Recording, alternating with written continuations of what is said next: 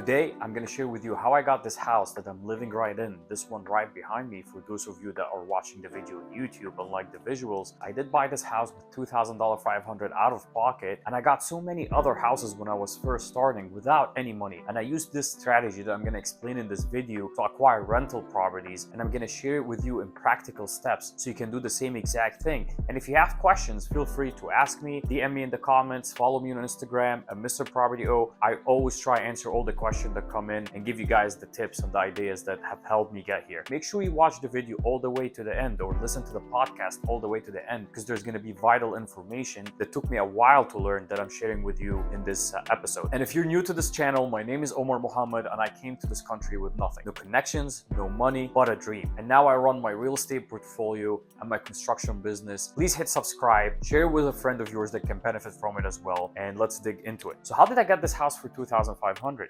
When I came to this house, and this is a funny story because that goes back to mindset and actually going out there and putting yourself out there. I came to look at the house next door. Somebody posted on Facebook and said, hey, wholesale deal, or said reassignment of contract if any investors want to come take a look at it. I was sitting in the couch and I was like, oh, you know what? It doesn't look like a deal. Maybe I wouldn't go, but something told me just go, right? Sitting in the couch, you're not going to make deals, but if you get up and you went, who knows what could happen? And I got out there and I came. When I went and looked at it, I was right. It wasn't a deal. The guy wanted so much money for it and it wasn't worth it because it would take a lot to fix it. But here's what happened. An older man came out of this house and he's like, what are you doing here? And I said, oh, I'm just looking to buy this house next door to you. He was like, I wouldn't buy that piece of crap. I was like, yeah, I'm not gonna buy it either. He wants so much money. He was like, well, would you want to buy mine? And I was like, absolutely. His house looked a lot nicer right next to it. And I was like, oh, you're selling the house? He's like, yeah, I'm getting old. I couldn't go up the steps. I'll tell you what, why don't you come inside, meet my wife, and we can show you the house. So I walked in. They came out. They were very nice people. They told me they want to move because they're getting older. They want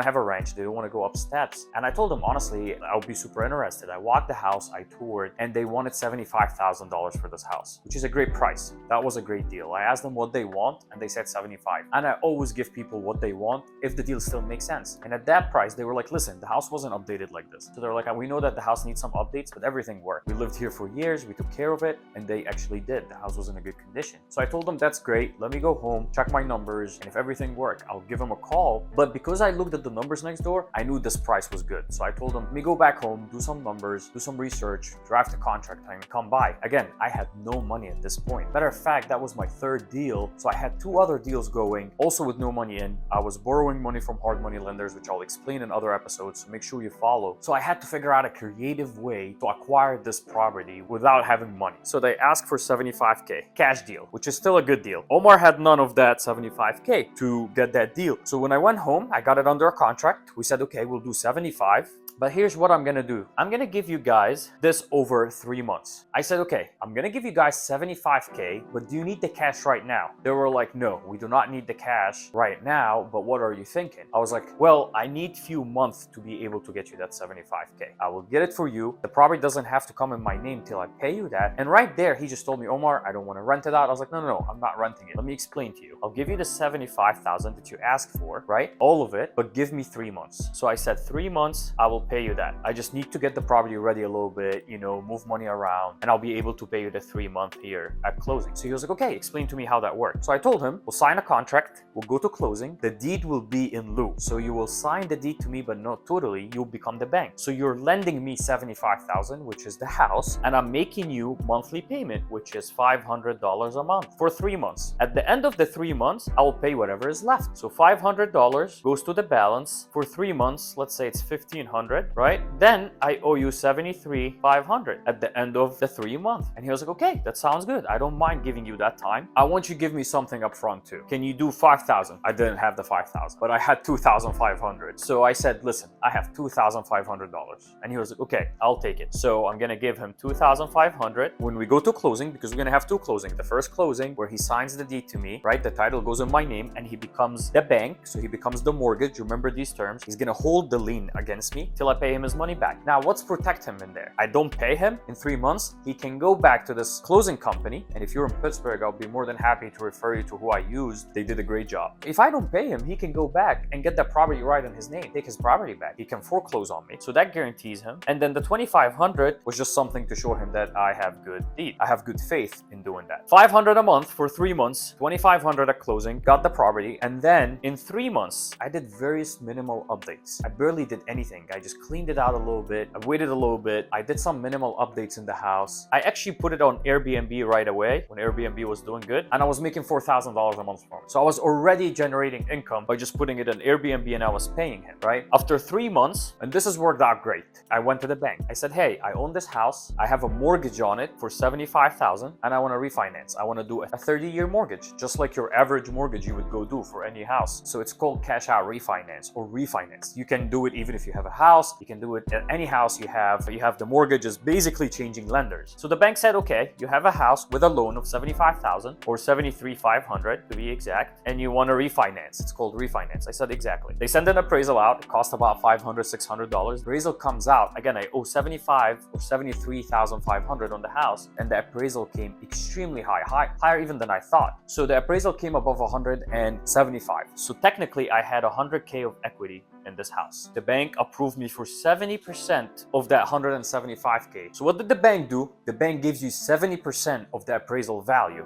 Bank gave me the money, 115 at closing with the new mortgage. 73,500 went back to the old seller and I walked away with the rest. Here's where all the fun happened. Now that I have the mortgage from the seller, 75,000, and I'm paying him $500 a month minus the 2,500 I paid him up front, right? And then I'm paying 500 a month, which is 1,500. That is about $4,000, right? So I owe 71,000 to the seller in 3 months. So if you go buy a house right now, they will ask you for, if you're just doing a traditional mortgage, they'll ask you for 20% down. I know sometime if it's owner occupant FHA, you can do 3.5, you can do 5. But if you go buy a house, you put 20% down. They do the same exact thing. So if the house is worth 100,000 and you want to refinance, you don't want to pay anything out of pocket, owe 80,000 on it. They'll give you the 80. They're not going to give you the extra 20. They don't give you the whole 100. But if you own something that worth 100K, the bank will come, give you 70, 75. Some will give you 80, right? And they keep the 20% for them as if you had paid it. And that's exactly what happened here. The bank came, the appraisal came actually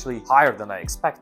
The appraisal, I believe, came at 175, so 100K more than what I owe on the house. So what did they do? They give me 70% of that 175, which I believe is like 115 or 120. So let's just say they give me 120K at closing. They said, okay, Omar, you have 120K, and then you pay $800 a month for 30 years. So what happened in 3 months, we got back. So the appraisal came at 175. I owe $71,000. So there's $71,000 I owe here on the loan. Appraisal came at 175, but they're not going to give me all that money. The bank is going to keep some. Let's just say they're going to give me 125 at closing. So we go to closing, me, Omar, the bank, at the closing company. The bank funds the new closing. The closing company sees that there's an old 71,000 lien on this, pays the seller that check. They get a check in the mail. And then Omar walks away with the house, and let's just call it 50K for easy math. And I walked away with 50K. This is how I got this house. I actually got paid to own it. So after paying the seller the 71K, I walked away with $50,000 refinance. You can do the same exact step. And again, I didn't just do this once or twice. I did this multiple times. The secret of doing this over and over and over successfully is finding a deal that after you fix it, you can bring it up in value. So you buy it cheap, you can do some updates to it, and you can borrow the money to do the updates to it. You go refinance,